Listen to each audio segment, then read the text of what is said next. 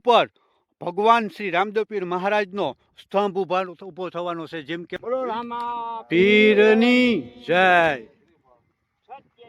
ધર્મની જય. જય રામદેવ પીર મહારાજ, જય સનાતન ધર્મ થી શરૂઆત કરું છું નવો વિડીયોનું. અને આપણે ગામ સેવંતરા આવનાર તારીખ 24 રામદેવ પીરનો સ્તંભ ઊભો થાય છે. એની તળ અમારી તૈયારી ચાલુ છે. બાજુ રામદેવ પીરનું સ્થાનક થઈ ગયું છે. એ બધા ટૂંકમાં આ બધું સ્થાનક થઈ ગયું છે અને બધું એનું નિશાની ક્યાં ક્યાં સુધી સ્તંભ છે એની બાઉન્ડ્રી બધું બાંધી દીધું છે. અને એટલું પબ્લિક આવ્યું છે. આજથી જ ચાલુ કરી દીધું છે. આ જગ્યાએ સ્તંભનું સ્થાપના થાય.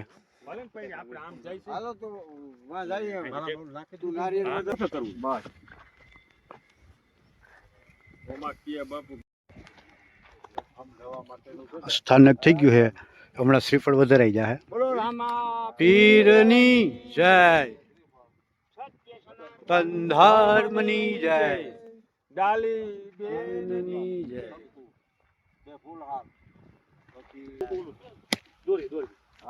દોરી લો છો કંટાળી થંભ જાય ને આનું પછી આપણે ત્યાંથી વર્તી કાધું બોલ દોરી લો. વધારી દીધું બરોબર. એટલે તમને હાઈ જશે કપડે જો તરાબરો ત્રાસ નો લે એ તો ગમે ગોતું તમો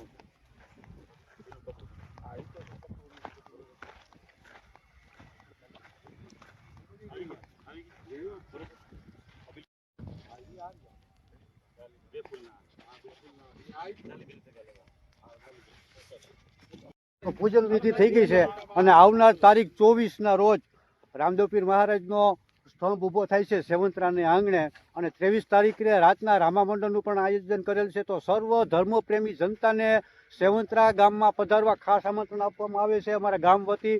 તો બધા ધર્મપ્રેમી માણસો ખાસ ને ખાસ પધારજો. રામાપીરનો સ્તંભ ઊભો થાય છે તારીખ 24 અને 23 તારીખે રામા મંડળ છે. જય સનાતન ધર્મ. તો જય સનાતન ધર્મ, જય રામદેવ પીર મહારાજ. તો અત્યારે મારા ગામની સેવંતરા સમાજનો ચોક છે.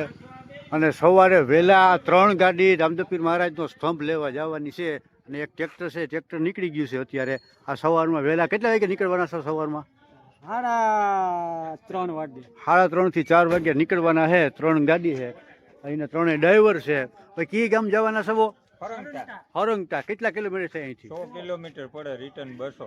માંગરોળ ની બાજુમાં આવ્યું ને? માંગરોળ ની બાજુમાં. તો સવારે 3:30 4 વાગે અંદાજે તો 7 વાગે પહોંચી જાવ ત્યાં. 7 વાગે. તો પછી 7 વાગે અહીંયા પાછા ત્યાંથી રિટર્ન થવામાં થોડીક વાર લાગશે ને? રિટર્ન થવામાં વાર લાગશે. રિટર્ન થવામાં વાર. અને સાંજે અંદાજિત 4:30 5 વાગે અહીંયા પહોંચી જાય. એ સમયની અંદર પાછું આપણે ડીજે ની નવી આપણે જો ડીજે ના જય રામદેવ પીર મહારાજ તો સ્તંભ લઈને ત્યાંથી નીકળી ગયા છે. ની પાછળ જે સ્તંભ રાખેલો છે સ્તંભ લઈને ત્યાંથી નીકળી ગયા છે. તો અત્યારે બધાને જય સનાતન ધર્મ અને આ સ્તંભ છે. જય રામદેવ પીર મહારાજ કમેન્ટમાં લખી નાખજો. જય સનાતન ધર્મ, જય નેજાધારી. સ્તંભ લઈને ત્યાંથી નીકળી ગયા છે બધા. જો ટ્રેક્ટરની અંદર અને 3 ગાડી બીજી પણ છે. 2 બોલેરા અને 408. રામદેવ પીર મહારાજનો સ્તંભના દર્શન કરી લ્યો. જય નેજાધારી, જય રામદેવ પીર મહારાજ લખી નાખજો કમેન્ટમાં.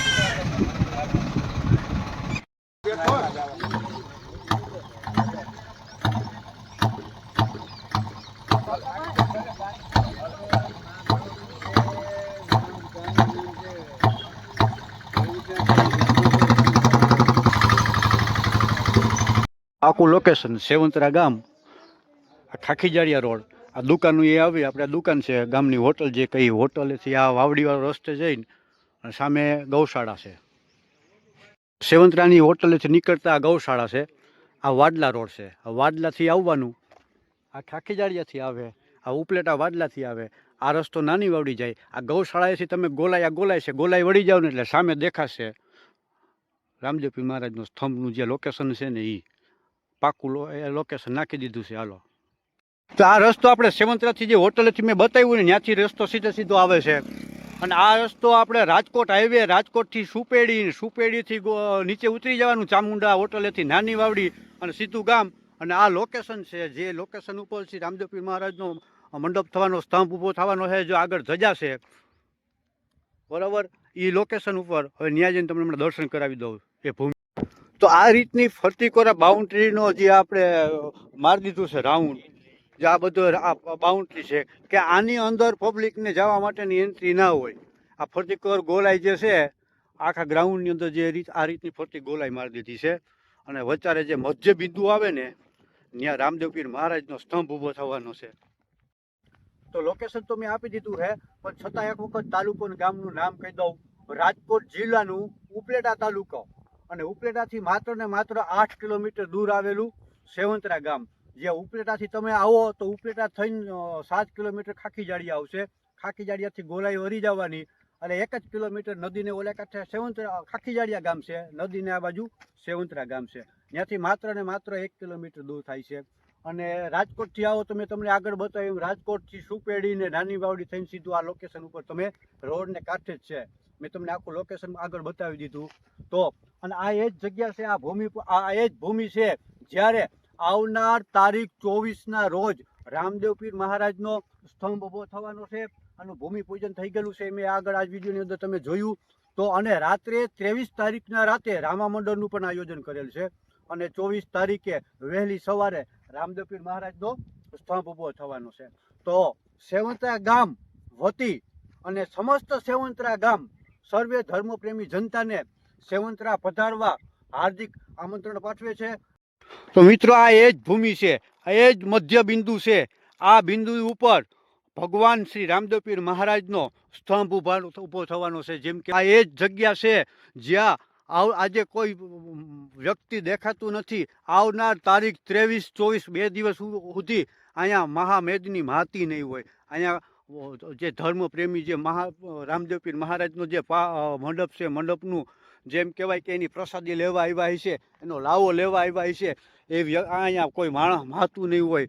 એવડી બધી પબ્લિક છે. આ એ જ બિંદુ છે. હું તમને અત્યારથી એના દર્શન કરાવી દઉં. આ એ જ ભૂમિ છે જે ભૂમિ અતિ પવિત્ર બની જવાની છે. જે ગામ તો પવિત્ર છે જ અને બની જવાનું છે, આ ભૂમિ પણ પવિત્ર બની જવાની છે. અને જે વ્યક્તિ આના દર્શન કરવા આવશે, સનાતની ધર્મ રામદેવ પીર મહારાજના જે નેજા ફરકે છે, જે વ્યક્તિ આ જગ્યા ઉપર મંડપના દર્શન કરવા આવશે એ વ્યક્તિ પણ ધન્યતા અનુભવશે અને એ વ્યક્તિ પણ પવિત્ર બની જશે. તો ફરી પાછું કહું છું, આવો અને રામદેવ પીર મહારાજનો જે સ્તંભનો લાભ લ્યો. જય રામદેવ પીર મહારાજ. અચૂક આવો તો આવી શકો. ફરી પાછું કહું છું, સમસ્ત સેવંતરા ગામ વતી તમારા બધાનું હાર્દિક સ્વાગત કરશે અને સમસ્ત સેવંતરા ગામ વતી જ્યાં મંડપ ઊભો થાય છે એ ધર્મના કામમાં આવી અને પોતાનો સમય કાઢી અને પધારો. જય રામાપીર. અને હા, બીજું એ કે જે સ્તંભ લેવા ગયા છે અમારા ગામમાંથી ગઈ સાલે સાંજના જ મેં તમને વિડીયોમાં એનો આગળ તમે જોયું એમ, અત્યારે ત્યાંથી રિટર્ન થઈ ગયા છે. એને કલાક જેવો સમય થઈ ગયો છે. અત્યારે બપોરના બરોબર 1:30 થી 1:45નો સમય થયો છે. તો સાંજના 5 થી 5:30ની વચ્ચે એ બધું અહીંયા રામદેવ પીરનો સ્તંભ અહીંયા પહોંચી જશે અને એના સામૈયા કરવાના છે. ડીજેથી બધી અહીંયાથી એના સામૈયા કરીને અહીંયા સ્તંભ લઈ આવવાના છે આ લોકેશન ઉપર. એનો પણ હું વિડીયો બનાવીશ. હવે પછીના વિડીયોમાં એ વિડીયો આવશે, તો એ વિડીયો પણ જોવાનું